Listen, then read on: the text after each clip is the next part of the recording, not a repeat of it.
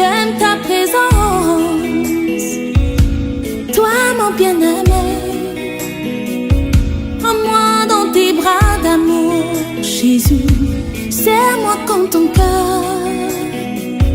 Prends-moi dans tes bras d'amour, Jésus. Serre-moi comme ton cœur. J'aime ta présence. Si tu as péché, ce n'est pas le problème de Dieu. Dieu a donné la portion magique pour la solution de ton péché. Regarde à la croix. J'aime ta présence, Jésus mon roi. Thème de méditation. Le doute. Le doute. Et le texte, c'est Matthieu 14, verset 31. Matthieu 14, 31. Il est dit, aussitôt Jésus étendit la main,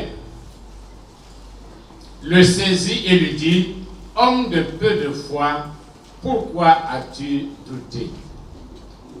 Ayela bene, tautobala, a Jésus qui ramnou, en gadba, yenda, en yelia. Te bilisoba, ya wati fo sam, ya wati fo yamyoda. Tous les débuts sont délirants. Vous pouvez vous asseoir. Tout début est délirant. Mais l'attente est lassante. Le début de la foi, le début de notre conversion, notre foi brillait de 1000 feux. On était très zélés, très engagés. Et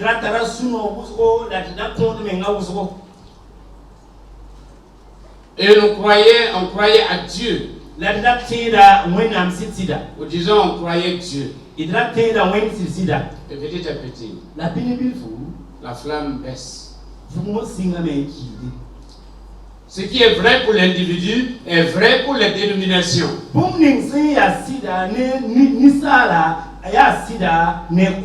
avons fêté nos 100 ans. Mais le bilan qui nous est revenu, c'est qu'il y a une baisse de la foi. Et quand, là où il n'y a pas la foi, c'est le doute qui remplace. Alors ce matin, je voudrais considérer deux sortes de doute. Il y a le doute positif ou le doute périphérique. Et le doute systématique ou le doute négatif. Quelqu'un a dit, pour croire avec certitude, nous devons commencer à douter. Pour croire avec certitude, nous devons commencer à douter. Douter pour croire, croire pour douter.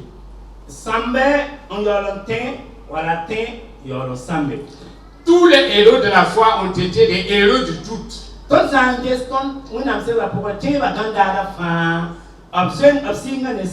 La liste dans Hébreux 11 au sujet de leur foi établit implicitement une liste parallèle sur leur doute. C'est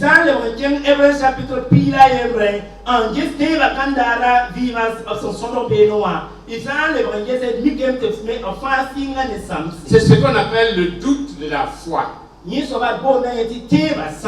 C'est le doute qui entraîne la confirmation, l'augmentation de la foi.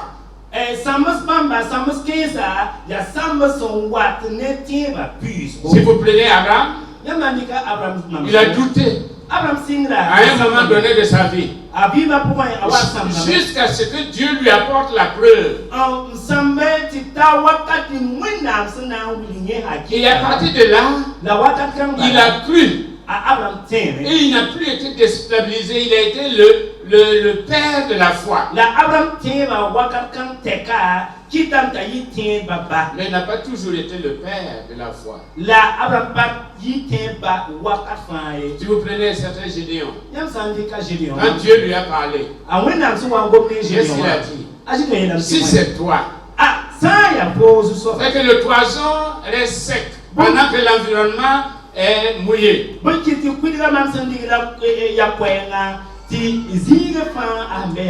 Et ça s'est passé. Mais ce n'était pas suffisant pour lui. Et le lendemain, il dit que le toison soit mouillé et que l'environnement soit sec.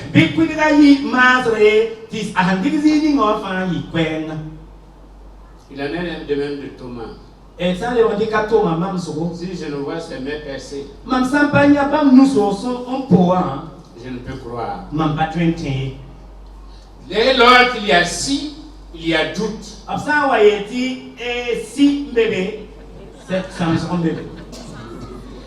Ce doute permet à la fois d'avoir des preuves solides pour aller de l'avant.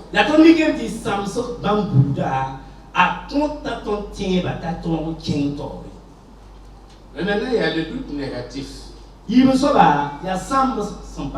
Ou le doute systématique. On remet en cause tout ce qui a été acquis. On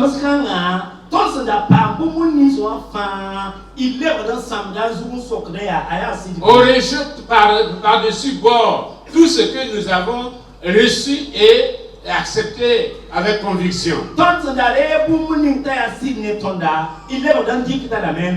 Le doute négatif n'est pas obligatoirement absent de foi. Mais diminution de la foi, puis progressivement abandon de la foi. Et comme quelqu'un l'a dit, le doute creuse le tombeau de la foi. Le doute creuse le tombeau de la foi. Il y a à peu près 7 familles de doute. 7 familles de doute. Le doute qui vient de l'ingratitude. C'est le cas d'Israël. Dieu a fait des miracles. Dieu s'est présenté à eux. Mais eux, comme ils étaient ingrats, ils ont réagi par un doute. L'Éternel est-il parmi nous ou n'est-il pas parmi nous? Si l'Éternel était avec nous, pourquoi tous ces malheurs? C'est le doute qui vient de l'ingratitude. Celui qui apprécie l'œuvre de Dieu ne doutera pas de Dieu. Et puis il y a le doute qui vient d'une mauvaise compréhension de Dieu. C'est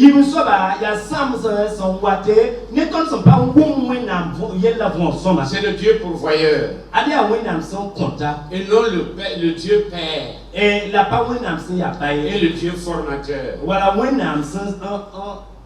Et nous venons seulement pour recevoir. Et une fois que nous n'avons pas reçu, on se dit après tout, peut-être ce Dieu-là n'existe pas. Ou bien il existe mais il ne m'aime pas. Parce que nous avons une mauvaise conception de Dieu. Il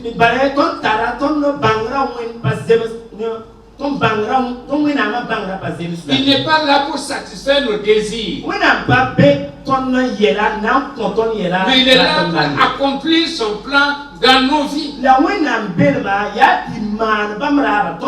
Et ce plan-là va passer par des épreuves. Ce plan-là va passer par des manquements. Ça peut même passer par la maladie. Et dans certains cas, la mort. Mais Dieu est dedans. Dieu est dedans. Quand il dit qu'il est dedans, il est dedans. Il ne renonce pas. Troisièmement, il y a le doute qui vient d'une fondation assez faible. On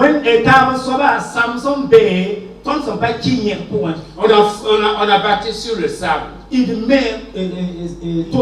C'est la solution de la facilité. On est allé peut-être de chercheur de miracle à chercheur de miracle. Et on a bâti sur le sable.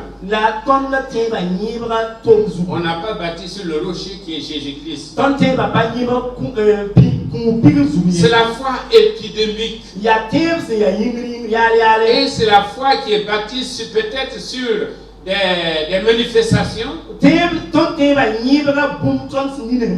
non pas sur la parole de Dieu.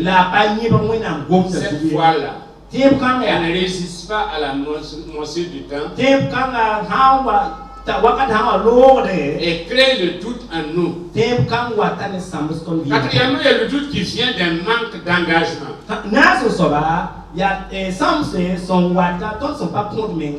Mi-fille, mi-raisin. Un pied dedans, un pied dehors. C'est comme le peuple au mont Carmel. Élie leur a dit, jusqu'à quand pencherez-vous? Si l'Éternel est Dieu, mais venez vers l'Éternel. Si l'Éternel n'est pas Dieu, allez adorer vos Baals et Astarté. Mais vous ne pouvez pas avoir des Baals chez vous et venir dans la maison de l'Éternel. Josué, à la fin de sa vie, c'est ce qu'il a dit aussi au peuple. Ôtez les dieux étrangers. Et ce matin, Dieu nous dit, ôtez les dieux étrangers. Les dieux étrangers. Dieu les connaît. Et toi aussi, tu les connais. Les disciples de Jésus, certains disciples de Jésus à un moment donné se sont retirés de lui.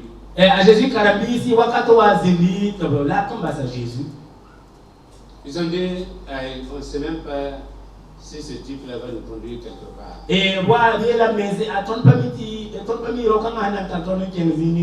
Le manque d'engagement peut conduire au syncrétisme.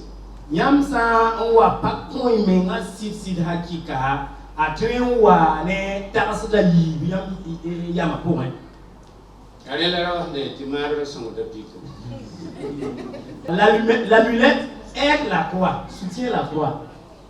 Il est allé pour prendre la Sainte Seine. Et le prêtre a vu une amulette à son bras. Et le prêtre lui a demandé, mais l'amulette qui est là, tu ne vas pas te débarrasser de ça. Et il a dit, mon père, l'amulette là, ça aide la croix. Au cas où tu n'agis pas, eh bien l'amulette va agir. Donc, voilà, depuis quand on va pas tomber, mes filles, mes raisins. Il n'y a pas un engagement total pour Dieu. Cinquièmement, il y a le doute qui vient d'un manque de croissance. Celui qui n'avance pas, il recule. 40 ans dans le désert, ils n'ont pas avancé. Ils sont restés les mêmes avec leur doute. C'est pourquoi, à part Josué et Caleb, aucun n'est rentré dans la terre promise. L'immobilisme spirituel tue l'individu comme le mouvement. Parce que quand tu es arrêté comme ça, Non seulement c'est pas bon pour toi, mais tu empêches les autres d'avancer. Sixièmement, le doute résultant d'émotions non contrôlées.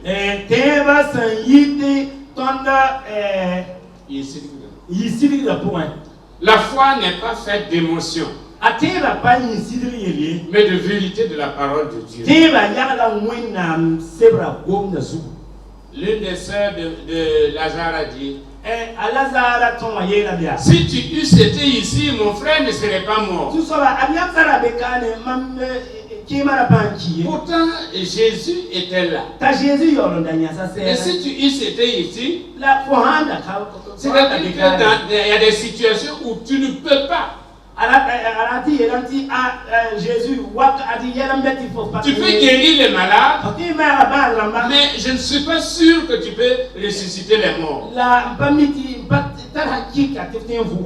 Si tu eusses été ici, mon frère ne serait pas mort. Mais ce sont les émotions qui l'ont amené à s'exprimer de cette manière. Septièmement, c'est le doute qui vient de la peur de croire. Il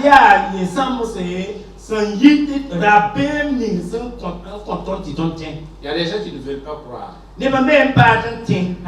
C'est pourquoi ils reposent leur foi sur les autres. Croire fait mal.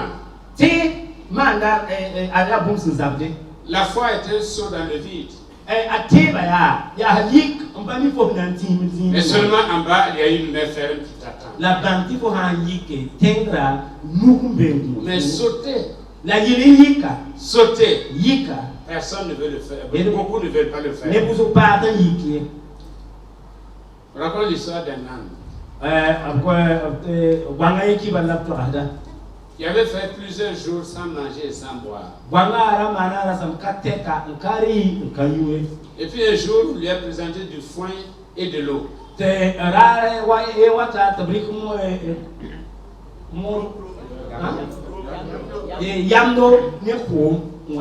Là, on a regardé le foin. Il a regardé l'eau. Il a regardé le foin. Il a regardé l'eau. Et puis il est tombé mort. L'âne a préféré mourir que d'oser.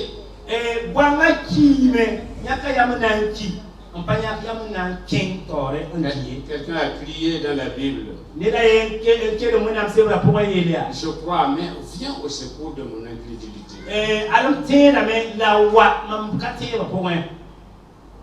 La liste n'est pas exhaustive. Parce qu'on peut parler du temps. On peut parler de l'incohérence du système qui peuvent entraîner des doutes. Quelles sont les causes contemporaines du doute négatif?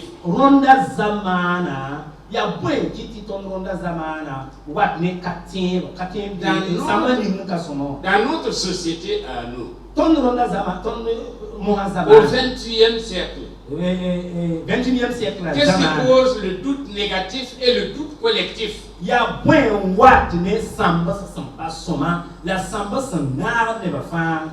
D'abord, il y a le technicisme.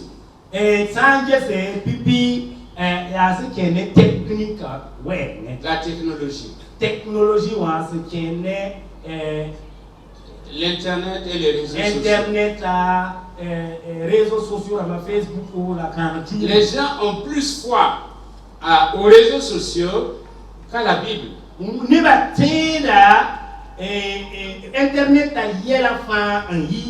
La preuve est que j'ai lu sur Internet, on ne dit jamais j'ai lu dans la Bible.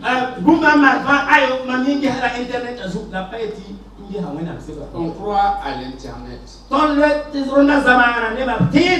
Les réseaux sociaux influencent notre foi.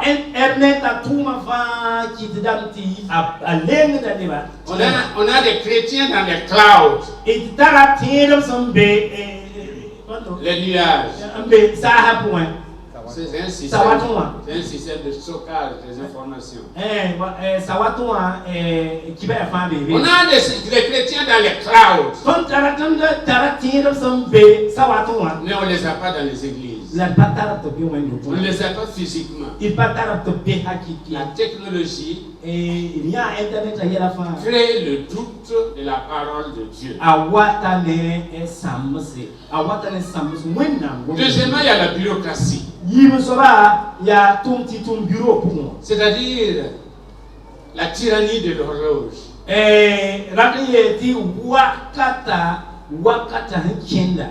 Et quand Baudelaire, dans les Fleurs du Mal, a dit horloge, Dieu sinistre.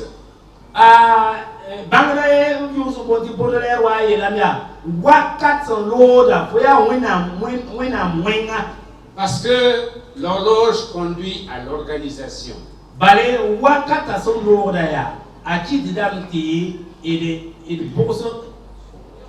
Et l'organisation conduit au système. Et le système a tendance à prendre le pas sur la foi.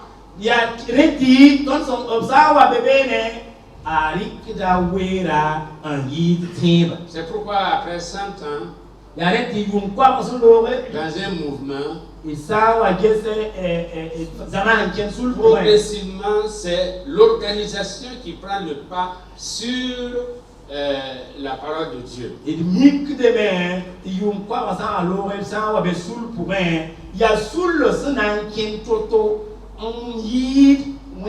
On a plus foi en l'organisation qu'en Dieu.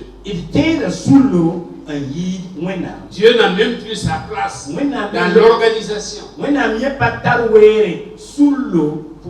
raconte l'histoire d'un noir américain qui se plaignait parce qu'il était dans une église et on ne l'a pas reçu.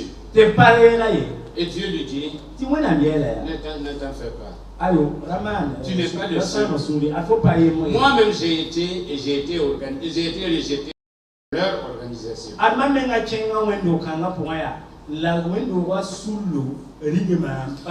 Il y a le pluralisme.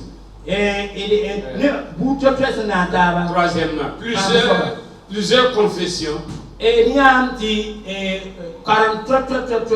Les unes plus brillantes que les autres. Jusque dans les années 80, 1958 disons, 1958, il y avait l'église catholique, il y avait les musulmans, et puis il y avait les protestants. Les protestants, c'était les assemblées de Dieu. Aujourd'hui, à la Fémé, rien qu'à la Fémé, je ne sais pas combien d'églises sont affiliées. Et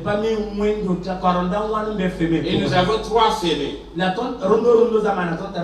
la Fémé officielle, il y a une autre, je ne me souviens pas du nom, Semel.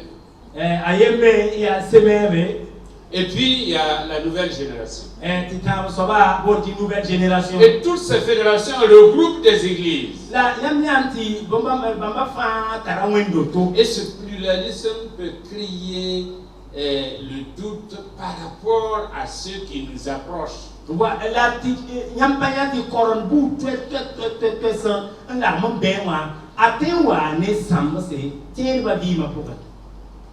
Quatrièmement, la postmodernité. Avec pour conséquence le rejet de la vérité consensuelle et collective.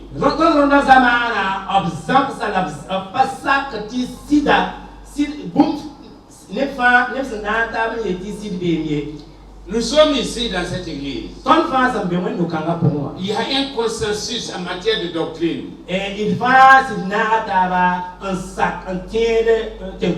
Mais l'esprit postmoderne dit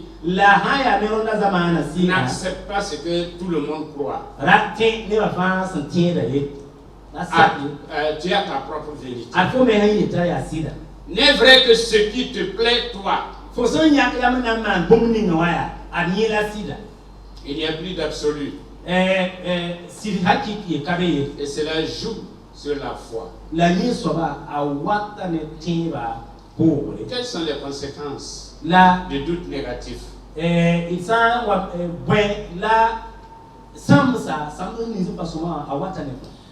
On développe une foi confessionnelle. Une foi institutionnelle, vidée de toute substance. L'armée les mains. C'est devenu le largo a dit. L'armée les mains. Le largo a dit. Et on se décharge sur le largo. Et on ne veut plus croire pour soi-même. Et les décisions de l'Église deviennent objets de foi. Et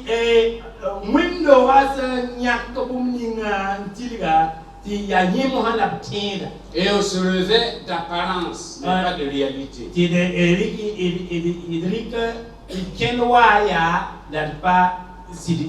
Je vous cite encore le théologien catholique Zendel qui disait: dès lors qu'on parle de Dieu, sans le vivre, on le trahit et on en fait une idole. C'est-à-dire qu'aujourd'hui nous avons des idolâtres au lieu d'avoir des chrétiens.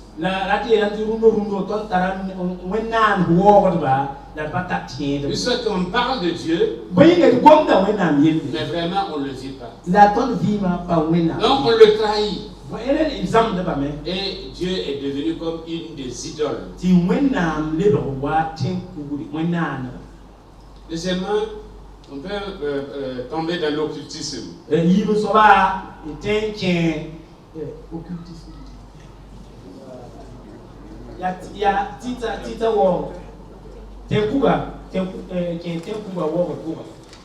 La rose-croix, la franc-maçonnerie, la sorcellerie. Parce qu'on n'a plus foi en Dieu. Et que ces gens-là se présentent comme étant des solutions pratiques à nos problèmes. Et on sait qu'effectivement, aujourd'hui, c'est quand tu appartiens à ce groupe-là que tu peux être quelqu'un.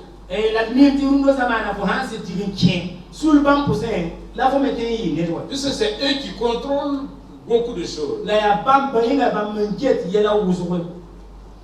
Et c'est eux qui positionnent qui ils veulent. Et qui peuvent détrôner qui ils veulent. Alors nous devenons des personnages au lieu d'être des personnes. Et Achille Mbembe a dit: le matin à l'église, le soir chez les sorciers.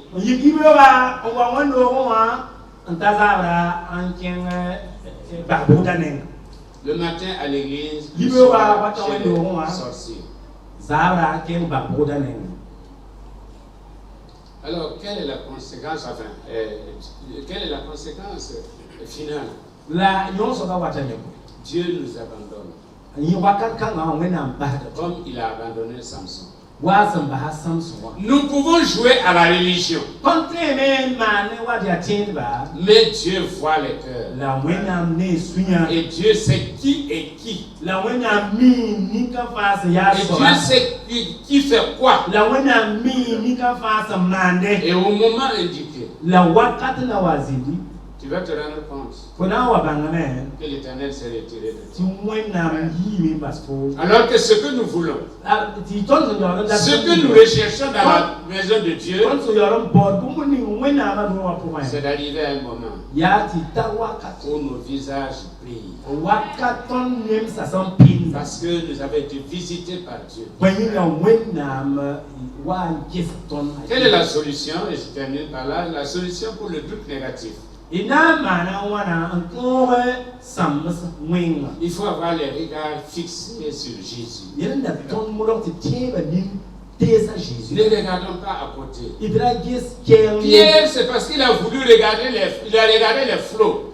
C'est pas Pierre Badini. Il a regardé les flots. Il a commencé à s'enfoncer. Et il a crié. Et Jésus a tendu la main. Et il lui a dit, pourquoi as-tu douté? Pourquoi as-tu douté? Nous sommes directement redevables à Jésus pour notre qualité et notre niveau de foi.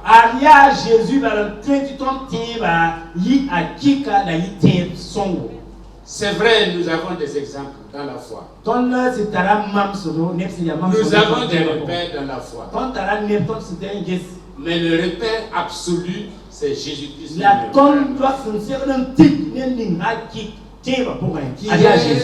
Celui qui a suscité la foi et celui qui peut nous amener cette foi-là à la finalité. Deuxièmement, il faut retrouver notre premier amour.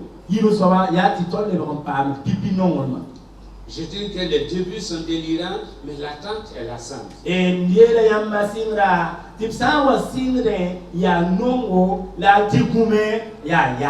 faut retrouver notre amour.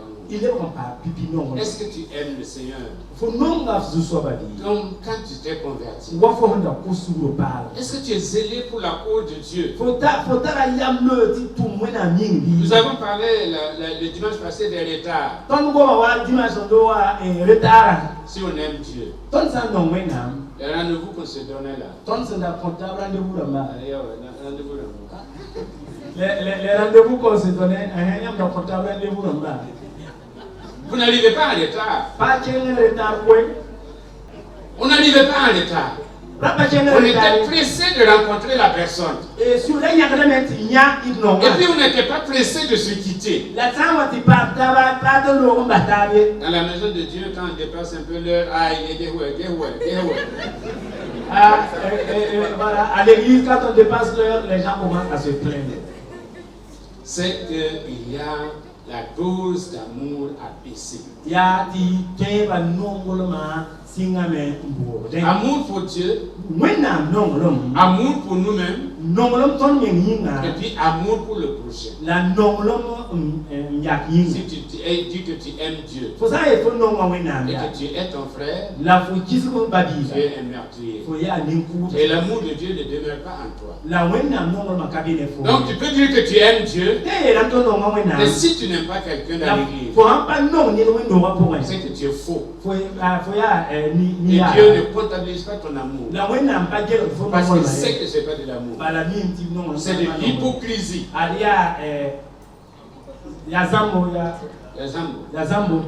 Dieu veut. On l'aime.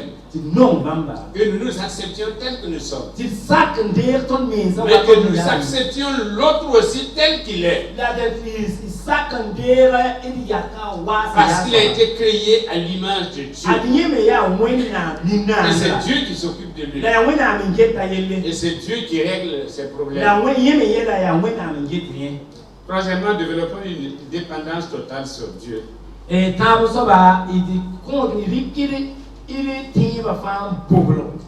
Sur Dieu, sur sa parole et sur son esprit. Au lieu de la foi autonome, qui est la foi scientifique, technologique, nous devons développer une foi hétéronome. C'est-à-dire la foi qui vient de la déclaration de quelqu'un qui est digne de confiance.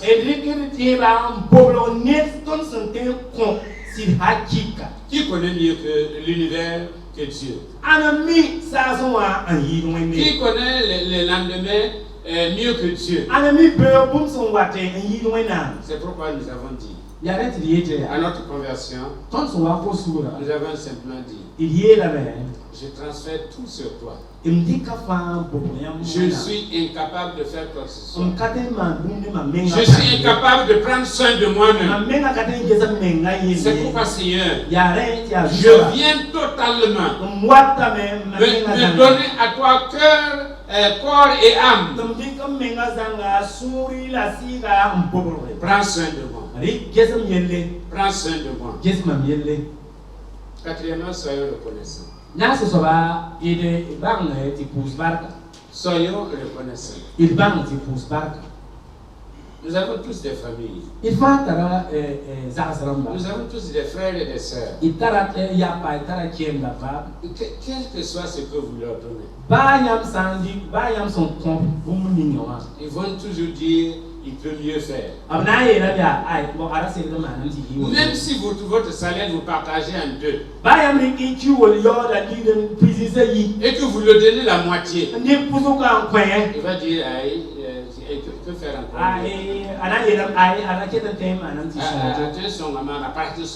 Il veut m'aider, mais c'est parce qu'il ne veut pas m'aider. Parce qu'il doute de toi. Il doute de toi. Pareil, il y a une femme et son mari.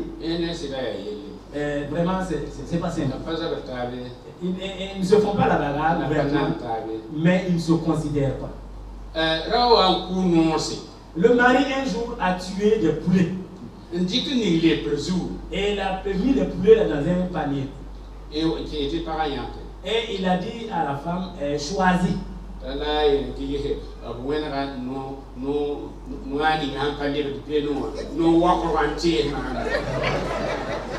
Et dans tout ce tas de poulets, la femme a trouvé, a dit voilà, c'est le poulet maigrichon là, et le plus petit poulet là, voilà, qui est dirigé vers moi.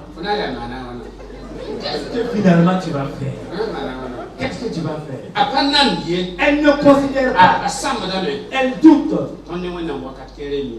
Souvent, entre nous et Dieu, c'est comme ça. Soyons reconnaissants. Tout ce que le Seigneur nous donne, disons merci au Seigneur. Ne nous disons pas, Seigneur, tu m'as privé de ça. Surtout tu as donné à un tel. Et puis tu ne me donnes pas. Ça veut dire que tu ne m'aimes pas. Et je ne suis pas ton enfant préféré. En conclusion, ne relis pas dans les ténèbres, du doute ce que Dieu t'a révélé dans la lumière de la foi.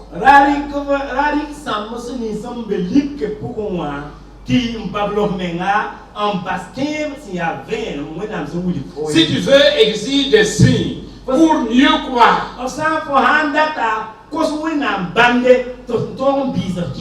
ne t'en voudra pas. Dieu n'a pas repris Abraham à cause des signes qu'il demandait. Il n'a pas repris Gédéon à cause des signes qu'il demandait. Il n'a pas repris Thomas à cause des signes qu'il demandait.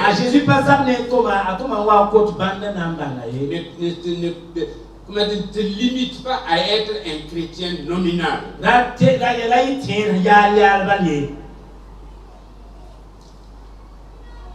Sois un chrétien affermi.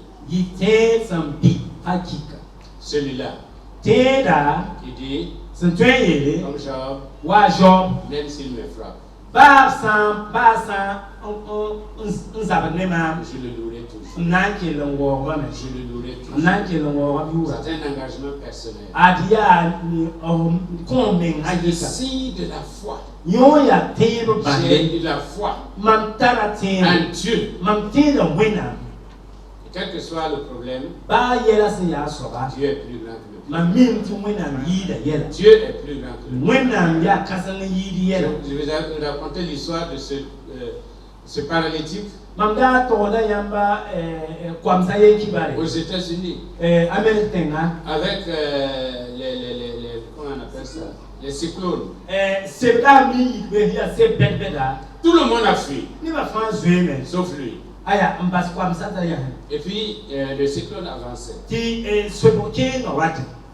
Et il a dit, Jésus, si un vent peut t'emporter, bon, je serai emporté avec toi. Mais je sais qu'aucun vent ne peut t'emporter. Quand le cyclone est arrivé à 100 mètres, il a pris de la hauteur pour se retrouver 100 mètres derrière. C'est le doute qui creuse le tombeau de la foi. Autrement dit, ce que Dieu dit, il le fait. Croyez Dieu. Croyez à sa parole. S'il dit une chose, elle s'accomplira certainement.